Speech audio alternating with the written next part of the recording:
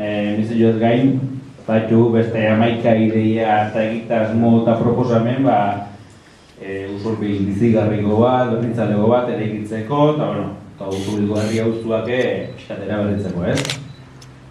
Orduan, unatx arlo osatu txeun proposamena izan dut. Azteko euskeran alorrian, bi azpimarratzekotan izan liake bat. Udalan euskeran erabilera plana berritzia tokatzen da, eta, jasita gaude horretik pixkat hori lantzen, eta, hortara iker. Eta bestaldetik, herriko hizkuntz aniztasunan gaineko diagnostiko bat itxeko asmoa dugu, eta hori zautzera emateko ingo da ekimen bat baitere. Kultur arloa dagokionez, erronketako batzuk, alde batetik musika taldien etxegutarako udal lokalan erabilera eta funtzionamendua berritzeko oinarri berriak eta ordenantza sortzia, badabiltza bertako erabiltzaileekin eta erabiltzaile berriekin uniforma ematen, eta espero dugu laizter inda izatea. Beste erronketako bat, aurreko legealdi datorrena, zutegi liburutegiko eskaintza eta zerbitzua hobetzeko eraikina energetikoki eraginkorra izateko obrak egin ahal izatea, ea lortzen dugu honekin aurrera pausoak ematea. Eta kultura arloan, kultura eta gazteriakin guztiz lotuta, herriko lau eragilek luzatutako proiektuari bide eman diogula esatea, elkargunearen proiektua. Herriko lau eragile hauek, Gaztelekua, Ziortzagi Aixialdi taldea, Aztarrika Gazte Asanblada eta Usurbilgo Kulturguneak osatu zuten proiektua elkargunea. Udalera luzatu zen lau eragile hauek identifikatutako beharrak bateratutako proiektu bat aurrera egiteko eskaria, eta esan bide eman diogula proiektu honi. Bihar bertan hasiko gara parte hartze prozesuakin, eta udarrei aurreko zelaian kokatzea dela ideia. Eta espero dugu, gazteentzako referentziazko gune bat izatea, Aixialdirako, gazte mugimendurako, beste hainbat proiektutarako, eta nola ez, kultur sorkuntzarako eta kultur transmisiorako sekulako proiektua da iruditzego.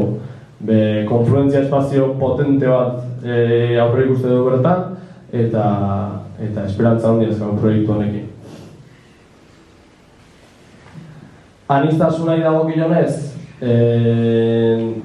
gure erronka potolotako bat bada hau, eta azken legealdian urratsa handiak emantzian arlo hontan. Ekainean abiatu zen harrera zerbitzu eta dagoeneko herrira bizitzera etorrian 30 laguni aholkularitza zerbitzua eman zaie. Eta Natal hontan bai aipatu eman proiektua udalak bere kabuz soilik aniztasunaren erronkai aurre egiteko herritarren laguntza ere behar dula, eta proiektu hontan justu bilatzen da.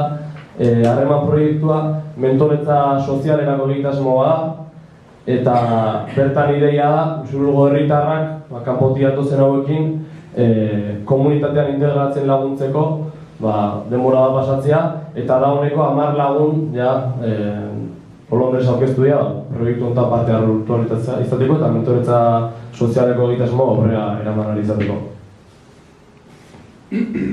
Eta ni bukatzeko parekitasunaren arloan aipatzearen erronka potolotako eta aurretik datorrena, Pleionea emakumeen etxea zabaltzea, pixkat kosta da, nahi baino gehiago zaratu dira obrak, baina espero da, esan dezakegu gaur, martxoan izango dugula Pleionea zabaltzeko aukera. Hezkuntzaren une honetan daukan erronka nagusia edo egiteko nagusia hau eskolaren inguruko gogoetarekin amaitzea da. Ez da lan makala, baina helburua behintzat argi dakau, dala proiektu egitakea osatzea eta usurbildarrei bideragarritasun ekonomikoa oinarri hartuta kalitatezko zerbitzua eskaintzea. Horretan ari gara, esan bezala, eta ikastolarekin batera noski, espero dugu indako lan honen fruituak eta batez ere gogoetaren emaitza laizter kaleratzea. Askotan esan dugu gizarte honen arazo nagusienetako bat oraintxe bertan da batez ere gaztientzat o gazteontzat etxebizitzaren gaia dela. Denok dakigu etxebizitzan prezioak oso garestiak diala eta alokairuan usurbilen behintzat etxe gutxi egoteaz gain, etxe horien alokairu prezioa ere oso altua dela. Horregatik, legealdi honetako erronka nagusienetako bat da usurbil gune tentsionatu izendatu eta alokairuak mugatzeko aukera izatea. Horrekin batera esan behar dugu gune honetan udalak jada langile bat kontratatu dula etxe bizitzaren arloari heltzeko eta asmoa daukagula hutsik gauden etxe bizitza horien gaineko diagnostikoa egin eta horien merkaturatzeko plana osatzeko eta horrekin batera alokairuan eskaintza areagotu beti ere esku hartze publikoak oinarria izan da. Jarduera fisikoa eta kirolari dagokionez asmoak asko dazkau, baina hiru garrantzitsunak aipatuko dizkizuet. Bata kirol ekipamenduen mantentze lan preventiboen eta inbertsioen plan bat gauzatzea, hiru ardatz nagusitan banatuko zana, Oiarko kiroldegia padel pistaren eraikuntza eta skateparkaren hobekuntza. Gero horrez gain, herriko klub guztientzako administrazio zerbitzu komun bat jartzearen bideragarritasuna aztertu nahiko genuke. Eta azkenik adin desberdinetako kiroldegiko erabiltzaileekin mahai teknikoa sortu. Gertuagotikan jasotzeko beharen iradokizun, kexa eta batez ere kritika konstruktiboak.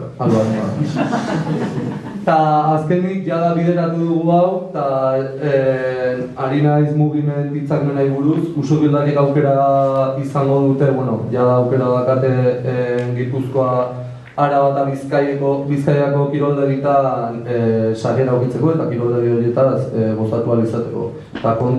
Eta alderantziz ere bai, kanpotik datozkin beste egitarriek usurbilko kiroldegia sartzeko aukera izango dute.